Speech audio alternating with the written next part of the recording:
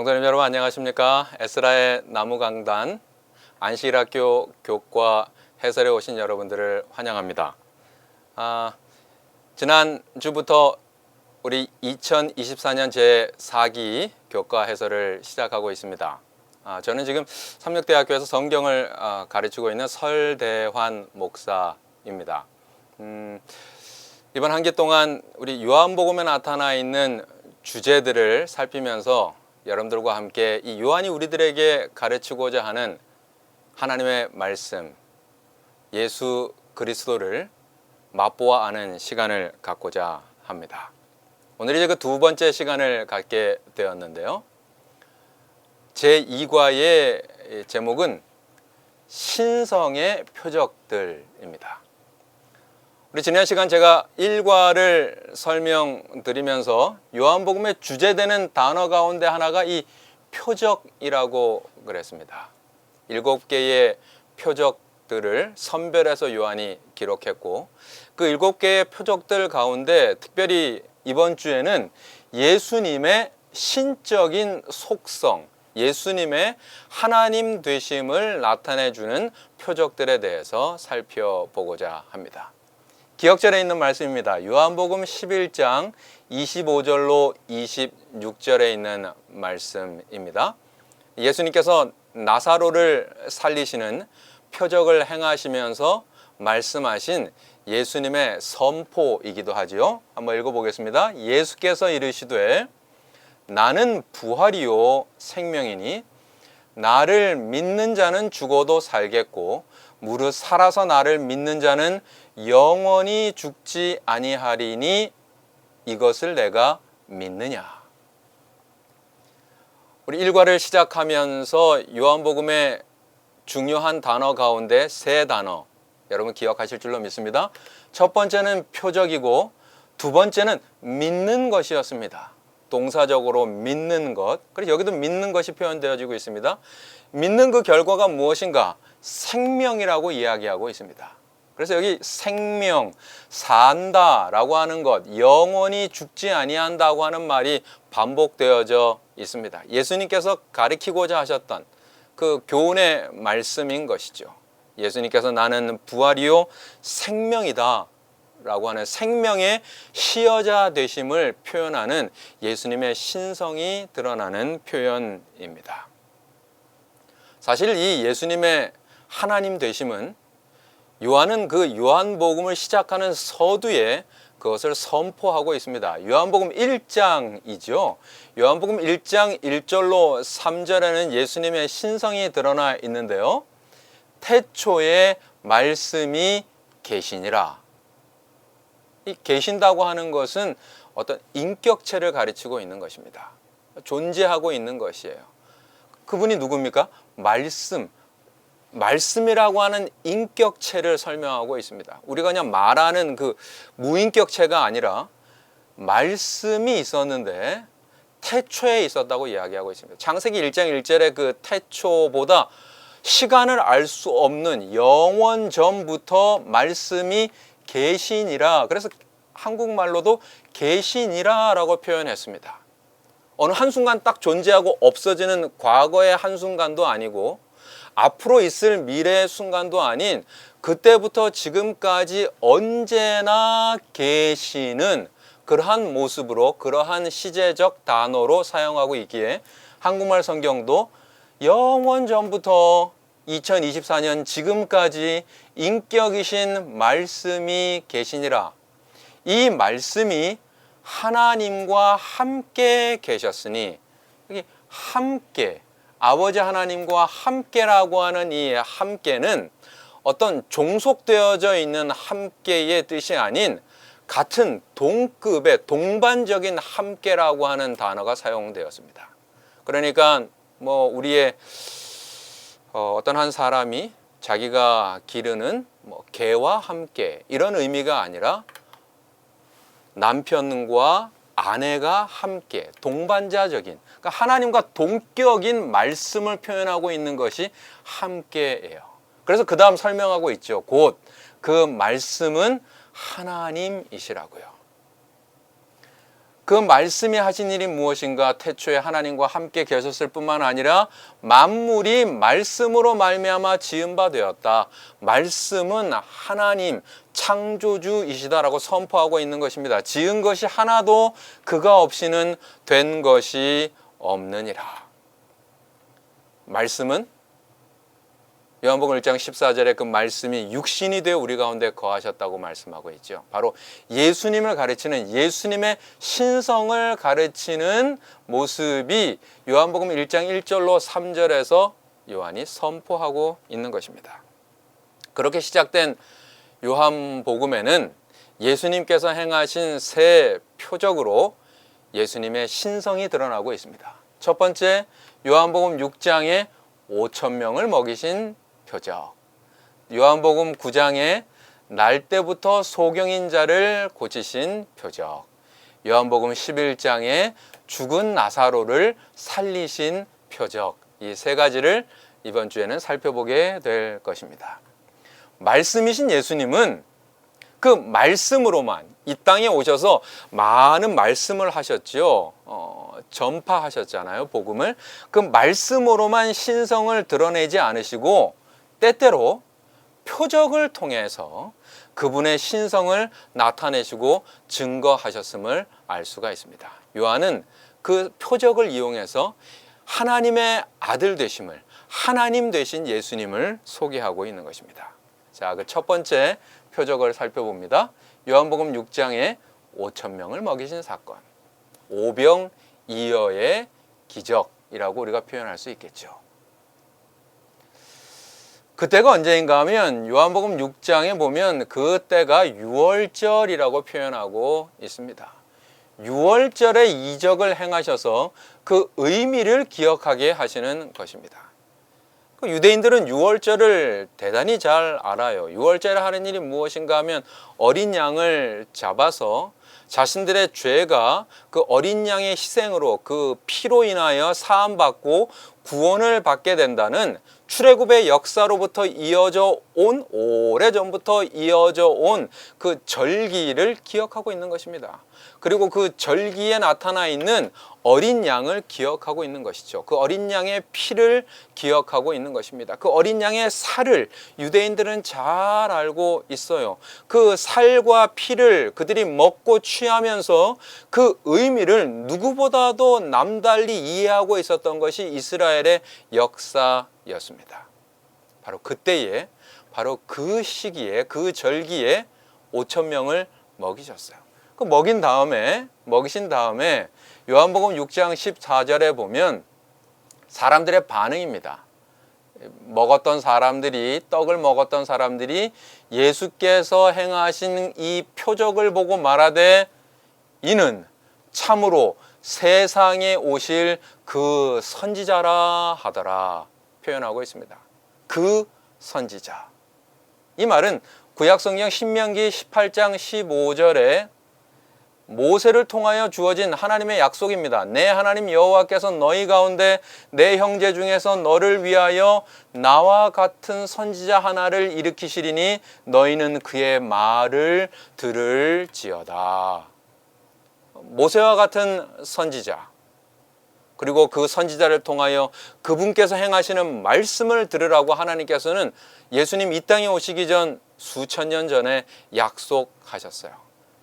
그래서 사람들이 1차적으로 예수님이 행하신 이 어마어마한 기적을 보면서 표현할 수 있었어요. 아, 이분은 세상에 오실 그 선지자인 것 같다.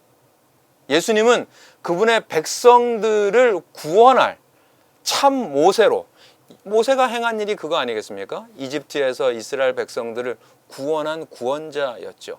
그러나 그것이 아니라 이 죄된 세상에서 우리를 구원할 참 모세 되신 예수님을 이 기적 가운데, 이 표적 가운데 설명하고 나타내고 계시는 것이죠. 그분의 신성을 드러내는 모습이 요한복음 6장에 기록되어지고 있습니다. 그런데 요한복음 6장을 자세히 살펴보면 요한복음 6장이 여러분 꽤 깁니다. 그렇죠?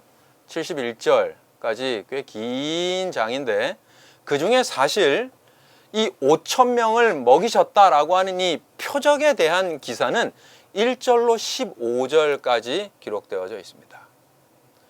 그리고 나머지 22절부터 71절까지는 그 표적이 행한, 그리고 그 표적이 나타나져 있는 참 뜻에 대한 예수님의 강화가 기록되어져 있어요. 그러니까 예수님은 5천 명을 먹인 배불리 먹인 그 사건이 중요한 것이 아니라 그 사건 안에 숨어 있는 참 뜻을 깨달아 알라고 우리에게 말씀하고 있는 것이죠. 그 중에 몇 성경절을 보면 27절에 예수님께서 말씀하십니다. 썩을 양식을 위하여 일하지 말고, 5천 명을 먹인 그 떡, 하루 이틀 지나면 다 썩어서 배설될 것이죠.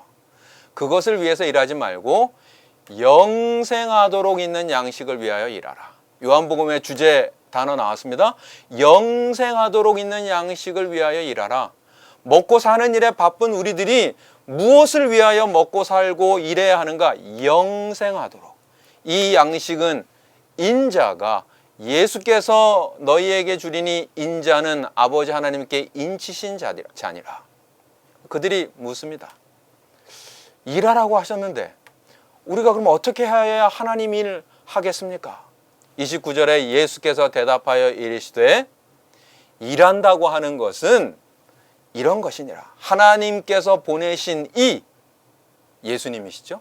그분을 믿는 것이 하나님의 일이니라. 요한복음의 두 번째 주제절 나왔습니다. 믿는다. 생명을 위하여 필요한 것은 믿는 것인데, 그 믿는 것은 예수 그리스도를 믿는 것이 곧 오늘 우리가 해야 되는 일이다 라고 말씀하고 계신 것이에요. 우리는 무엇을 위하여 일하고 있습니까? 그랬을 때 그들이 또 물어요. 그러면 우리가 보고 당신을 믿도록, 이 보고 믿는 것에 대해서 예수님께서 계속해서 경계하셨는데 이들은 끊임없이 얘기해요. 보고 믿도록 행하시는 표적이 무엇이니까? 하시는 일이 무엇이니까? 질문하는 것입니다. 마치 우리들의 모습 같기도 하지요.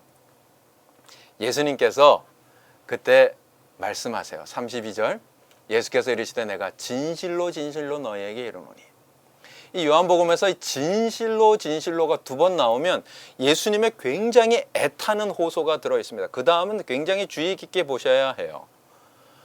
모세가 너희에게 하늘로부터 떡을 주었던 것이 아니라 내 아버지께서 너희에게 하늘로부터 참떡을 주시나니. 한국말 성경에는 이 지금이라고 하는 말이 없습니다. 제가 이걸 첨가했습니다. 왜냐하면 그 떡을 주시나니라고 하는 이 주신다라고 하는 시제가 현재입니다.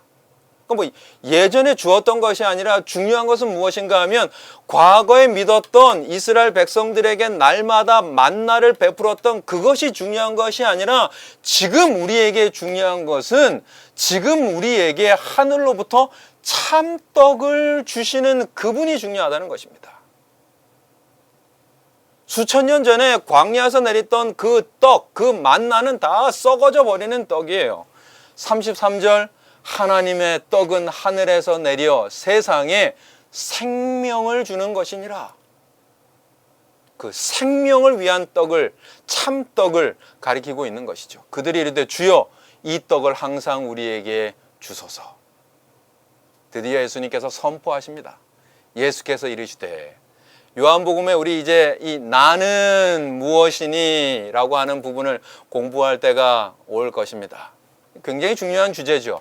여기 그 중에 한 선포가 나와 있는데 나는 생명의 떡이다. 요한복음의 중요 단어 생명, 떡. 여기서 우리가 떡이 중요한 것이 아닙니다. 그렇죠? 뭐 떡이 중요한 것이 아니라 나는 생명의 떡이다. 우리의 삶의 모든 중심에는 생명 대신 예수님이 필요하다.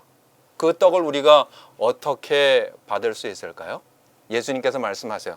나는 생명의 떡이다 라고 선포하시면서 그 다음 내게 오는 자는, 믿는다라고 하는 이 행위가 필요한데 그 행위는 무엇인가 하면 예수님께로 오는 자인 것입니다. 그에게로 나아가는 자는 결코 줄이지 아니할 터이요. 오는 것이 무엇이라고요? 나를 믿는 것이라고 이야기하고 있어요.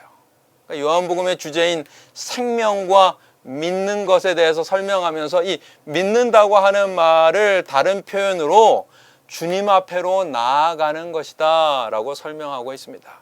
내게로 오는 자는 줄이지 아니할 터이고 내게로 나를 믿는 자는 영원히 목마르지 아니하리라. 그렇게 이야기할 때 47절 예수님께서 또다시 말씀하세요. 진실로 진실로 너에게 이르노니. 두 번이나 진실로 진실로 말씀하시죠. 계속해서 말씀하시는데 이스라엘 백성들이 잘 믿지를 않거든요. 참 이 마음이 굳어져서 예수님께서 다시 설명하세요.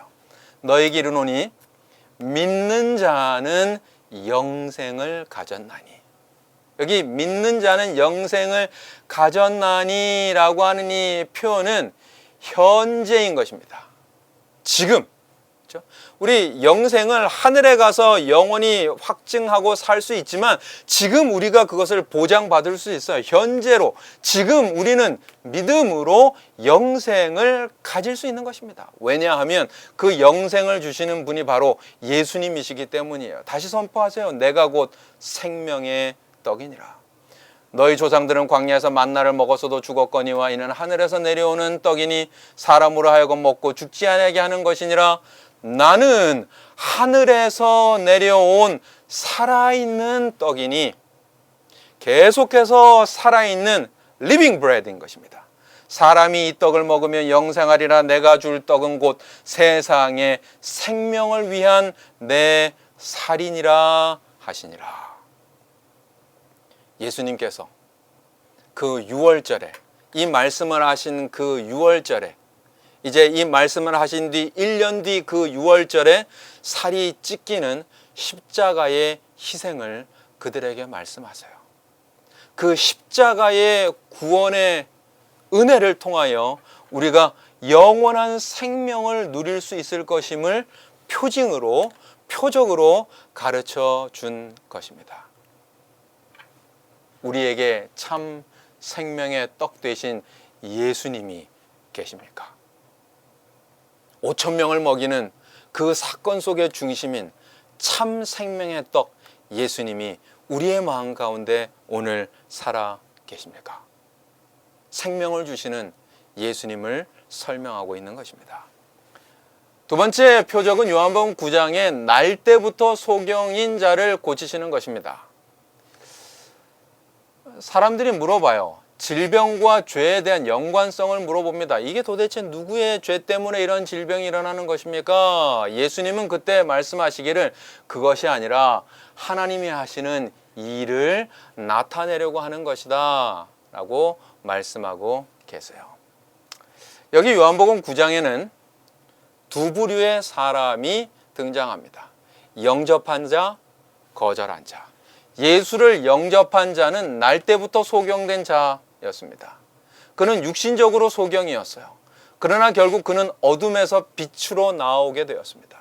깜깜했던 삶에서 밝은 광명을 보게 되었어요. 그런데 거절한 사람은 바로 다름 아닌 유대의 종교 지도자들이었습니다. 그들은 영적인 소경이었어요. 육신적 소경과는 사뭇 다른 영적인 소경인데 그들은 어둠에서 그냥 어둠으로 있는 것입니다. 기회가 있었지만 거절해버리고 말았어요. 그 사건을 조금 살펴보면 요한복음 9장 몇 성경절을 함께 살펴봅니다. 11절에 이 사람이 고침을 받고 유대 지도자들이 물어보죠. 너 어떻게 해서 낫게 되었느냐?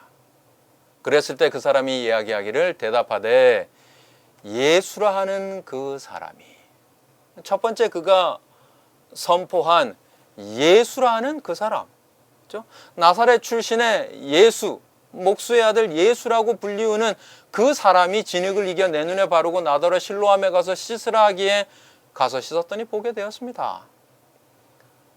그 다음 조금 지나서 그랬더니 너는 도대체 그 사람을 누구라 하느냐 또 물어봐요. 그랬더니 17절에 이에 맹인되었던 자에게 다시 묻되 그 사람이 내 눈을 뜨게 하였으니 너는 그를 어떠한 사람이라 하느냐 대답하되 선지자입니다. 24절에 이에 그들이 맹인되었던 사람을 두 번째 불러 이르되 너는 하나님께 영광을 돌리라. 우리는 이 사람이 죄인인 줄 아노라. 보십시오. 이 소경은 처음에 예수라는 그 사람에서 선지자라고 하는 어둠에서 빛으로 조금씩 나아가고 있어요. 그 알매 깊이가 깊어지고 있습니다. 그런데 이들은 여전히 우리는 이 사람이 죄인인 줄 안다. 죄인이다. 종교 지도자들은 이야기하고 있습니다. 25절에 대답하되 그가 죄인인지는 내가 알지 못합니다. 나음받은 맹인은 이야기하기를 내가 한 가지 아는 것은 맹인으로 있다가 지금 보는 것입니다. 저는 과거에 그 사람이 누구인지 알지 못합니다. 그러나 저는 지금 제가 경험하고 있는 것이 있습니다. 그것은 제가 지금 본다고 하는 것입니다. 그들이 이르되 그 사람이 내게 무엇을 하였느냐? 어떻게 내 눈을 뜨게 하였느냐? 대답하되 내가 이미 여러 번 일렀는데 왜 듣지 아니하십니까?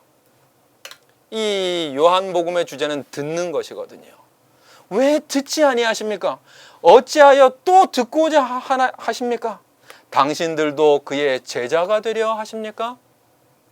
당신들도 제자가 되려 하십니까? 이 말의 뜻은 무엇인가 하면 이 맹인은 짧은 시간에 예수님의 제자가 되었어요. 믿음을 표현한 것입니다. 저는 예수님의 제자가 되었는데 당신들도 그의 제자가 되지 않겠습니까? 전도하고 있는 것입니다.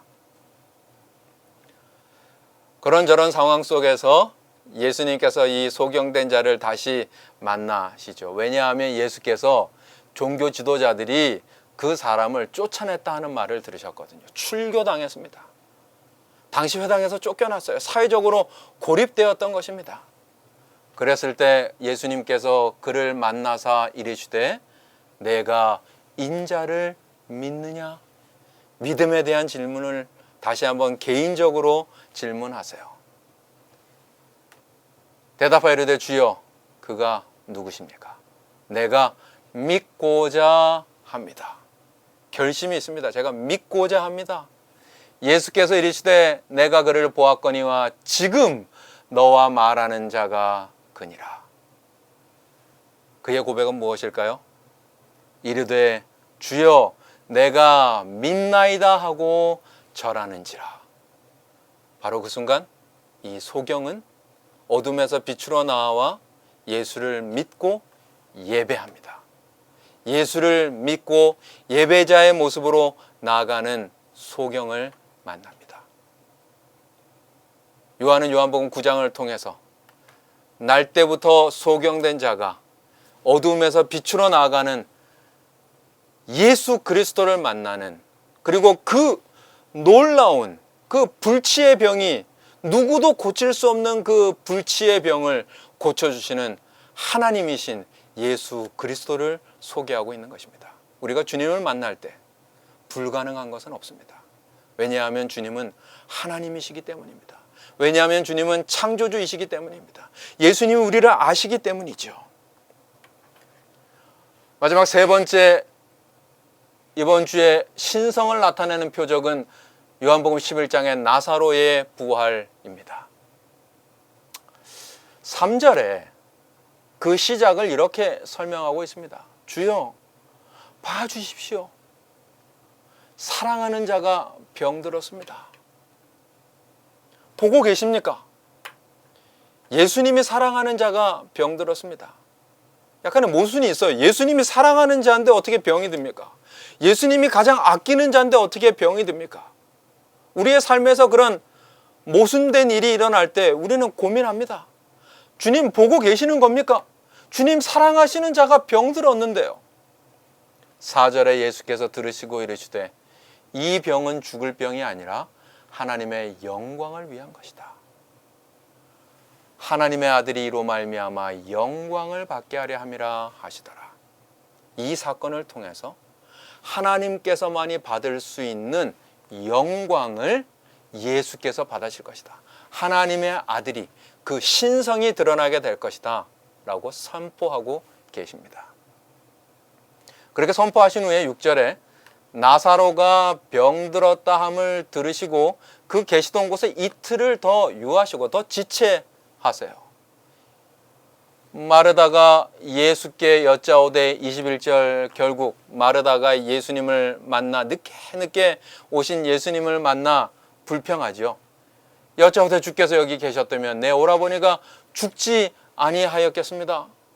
왜 죽은 지 나흘이나 되어 이제 냄새가 나는 이때 오셨습니까? 마르다가 이야기합니다. 25절 예수님께서 선포하십니다. 나는 부활이요 생명이니. 예수님의 하나님 되심을 표현하고 있어요. 나는 생명의 시여자니 나를 믿는 자는 죽어도 살겠다. 32절 마리아가 예수 계신 곳에 가서 배웠고 그 발 아래 엎드려 이르되 주께서 여기 계셨다면 내 오라버니가 죽지 아니하였겠나이다 하더라. 그렇습니다. 여기 나사로도 마르다도 마리아도 다 예수님을 알고 믿었던 교인들입니다. 그들도 시험이 있었어요. 그들도 아직 온전히 깨닫지 못했습니다. 여기 나사로와 마르다와 마리아는 다름 아닌 우리들이고 우리의 남편일 수도 있고 우리의 아내일 수도 있고 우리의 남매일 수도 있고 우리의 자매일 수도 있습니다. 아니 바로 나 자신일 수 있습니다. 그러한 주저하고 있는 아직 온전히 깨닫지 못하는 우리들에게 예수님께서 다시 한번 말씀하세요. 나는 부활이요 생명이니 나를 믿는 자는 죽어도 살겠다. 그리고 행동하십니다. 예수님께서 말씀하십니다. 38절 이에 예수께서 다시 속으로 비통히 여기시며 무덤에 가시니 예수님께서 그 비참한 현장에 가십니다. 무덤이 굴이라 돌로 막았거늘 예수께서 이르시되 돌을 옮겨 놓으라 하시니. 예수님께서 옮겨 놓으시면 될 텐데 말씀으로 돌아 움직여라 하시면 될 텐데 오늘 저와 여러분들에게 예수님께서 말씀하세요. 우리가 할 일을 하라고요. 우리가 할 일은 사람을 살릴 수 있는 것은 아니지만 그 죽어있는 자가 예수님과 연결되어질 수 있도록 막혀져 있는 돌을 옮겨놓는 것은 우리가 할 수 있다는 것입니다. 막힌 통로를 뚫는 것은 우리가 할 수 있다는 것이죠. 그러면 그 속에서 생명을 시하시는 분은 예수님께서 그 모든 일을 하시는 것이죠. 마르다가 이르되 이거 옮기기가 조금 난해합니다. 왜냐하면 냄새가 나거든요. 나흘이나 되어서 냄새가 나는데요. 예수께서 이르시되 내 말이 네가 믿으면 하나님의 영광을 보리라 하지 아니하였느냐? 네가 믿으면 하나님을 만나리라 하지 아니하였느냐? 다시 한번 격려하세요. 그 격려를 받은 사람들이 돌을 옮겨 놓습니다. 정말 좋은 표현이에요. 돌을 옮겨 놓았습니다. 우리가 돌을 옮겨 놓을 때 예수께서 행하세요. 즉시로 행하십니다. 눈을 들어 우러러 보시고 하나님 앞에 기도하십니다. 눈을 들어 우러러 보시고 이르시되 아버지여 내 말을 들으신 것을 감사하나이다. 항상 내 말을 들으시는 줄을 내가 알았나이다. 그러나 이 말씀하옵는 것은 둘러선 무리를 위함이니 곧 아버지께서 나를 보내신 것을 그들로 믿게 하려 함이니이다. 이 일을 행함으로 예수 그리스도께서 하늘로부터 오신 하나님이심을 그들로 믿게 하려 함이라 라고 하는 표현으로 이 표적을 행하고 계시는 것입니다. 요한복음에 나타난 7개의 표적 가운데 예수님의 신성을 드러내는 가장 강력한 표징은 나사로를 살리신 것입니다. 생명의 시여자 되신 예수님을 보여주고 있는 것입니다. 5,000명을 먹이신 사건, 날 때부터 소경인 자를 고치신 사건, 죽은 나사로를 살리신 사건, 요한복음 6장, 요한복음 9장, 요한복음 11장. 저와 여러분들을 위한 요한복음은 몇 장입니까? 그리고 그 속에서 예수 그리스도가 하나님의 아들 되심을 만나시게 되기를 소망합니다. 오늘 이 하루도, 이 한 주도 예수 그리스도와 함께 동행하심으로 요한이 그토록 드러내기를 원했던 하나님의 아들 되신 예수 그리스도를 알아가는 우리 모두가 되시기를 소망하며 다음 주에 다시 만나도록 하겠습니다. 대단히 감사합니다.